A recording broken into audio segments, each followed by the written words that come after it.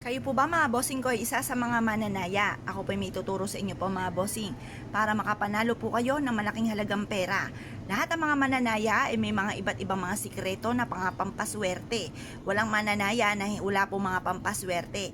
Dahil ito ang nagiging dahilan at nagiging basihan po nila para maging positibo po sila sa buhay at sila po ay makapanalo ng malaking halagang pera. Ngayon po mga bossing, ito po yung ating asukal. Yung asukal ko yan mga bossing, nilaan ko po talaga yan sa pampaswerte at ganoon din sa mga langgam na itim. Kapag po yan nilanggam na itim, yan po ay i-claim nyo na kagad ang swerte, possible may darating kang malaking halagang pera. Pero kung yan ay kulay pula, nako mga bossing, tanggalin kaagad ang kulay pula at ito po ay lagyan nyo po ng platito dito sa may ilalim at lagyan ng tubig para hindi makakit ang langgam na pula mga bossing.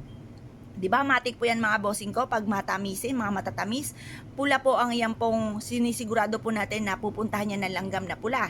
Pero dahil ito nga po mga bossing ko, isa sa mga senyales na swerte, kulay itim po mga bossing ko ang ating langgam.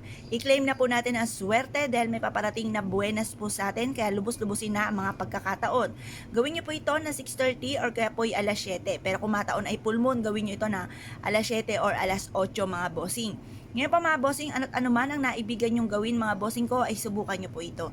Mag-wish na mula sa inyong pong puso, taimtim na panalangin. Kung ano ang binubukan ng bibig, ay siya rin tinatakbo ng ating pong isipan mga bossing.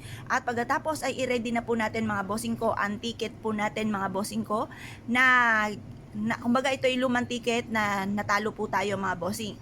Ngayon pa mga bossing, ito yung lagi nyong tatayaan. Yan, kahit ilan po yan, kahit isa lamang po inyo pong tayaan, pwede po yan. Tapos, iipit po natin dito sa ating pong asukal mga bossing. Ganyan.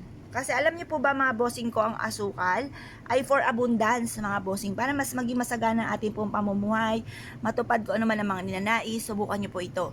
Ito po isa sa mga sikreto or kaya yung wishes po ninyo na magkaroon kayo ng negosyo na dito na kayo yayaman, magkaroon kayo ng napakaraming pera, isiksik nyo dyan sa gitna mismo mga bossing ko ng asukal. Yan po ay for abundance mga bossing. Kaya mas mainam mga bossing ko, gamitan natin ng mga gatong mga pamamaraan para may patunguhan ng ating mga pinaniniwalaan at ganoon din po ang ating mga pangarap sa buhay. May mga pagkakataon mga bossing ko na masipag po tayo, lahat ay ginawa na po natin pero parang sa walat wala ang ating kasipagan. Kaya gamitin ang mga gatong mga pamamaraan upang sa ganoon masigit po tayo na maka-attract ng swerte. Ngayon po mga bossing, bukod sa sipag at tiyaga, pananalig sa mahal na Panginoon, subukan nyo po itong gawin mga bossing upang sa ganon ay kung ano man yung ninanais ninyo ay magtagumpay po kayo dito. Ngayon pa mga bossing, i-mindset nyo na kayo magiging matagumpay at iwaksi ang mga pangit na nasa isipan at huwag ibukas sa bibig ang mga salitang walang pera, hikahos, lubog sa pagkakautang.